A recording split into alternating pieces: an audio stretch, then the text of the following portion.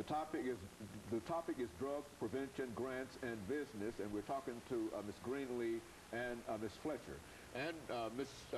Fletcher, let's pick up with you. I think Ms. Greenlee was giving us some information about some of the characteristics of a peel that is known as X-peel, and we'll get back with her later on. But we want to give you an opportunity up front on this segment to continue our conversation in reference to some of the things that we're doing here and some of the problems that we're facing.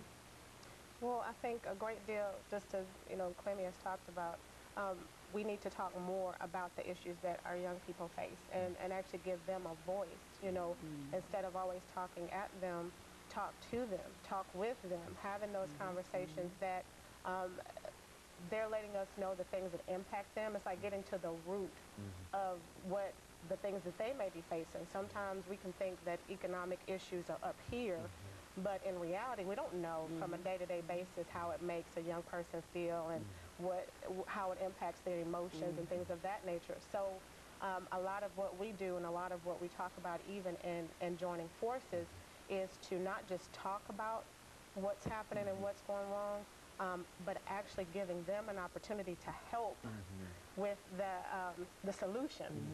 And then at the same time, bringing organizations together like Clemmy's, like mine, like a few other people that we are working closely together to build resources, because it's one thing to say to a child that's at risk, you need to stop doing what you're doing. It's another to give them an opportunity to make a change, giving them an opportunity to where they can see hope that can actually be realized. And sometimes that's just the missing part. It's one thing to say, stop doing drugs, stop selling drugs. It's another thing to give them an opportunity to see how they can survive. It's amazing to talk to a child when, as a child, you're thinking to yourself, you're going to think like a child, you're going to do the things that kids do. It breaks my heart when you talk to children that are talking like they're adults, like they have this means of, I need to carry this gun, I need to work to survive and put food on the table. Okay, as a child, I looked to my mom and my dad to do that, but we have kids nowadays carrying on adult issues, and then you have to stop and ask yourself why. And a lot of what we're doing is to come to that reasons why, but then at the same time, flipping it to where it's not just mentoring kids from here down, but they're teaching us some stuff. Well, one of the things that I'd like to push this as a point here, because this is the second part of that topic, and that is the grants. Now, let's talk about some of the grants that, some of the resources that are available to help fight this violence, drugs, or whatever. What are some of the grants that are available, and where do you get these grants from? Well, the majority of the grants to help fight the violence and the prevention is coming from CDC, the juvenile court, the health department, and it's not easy to get.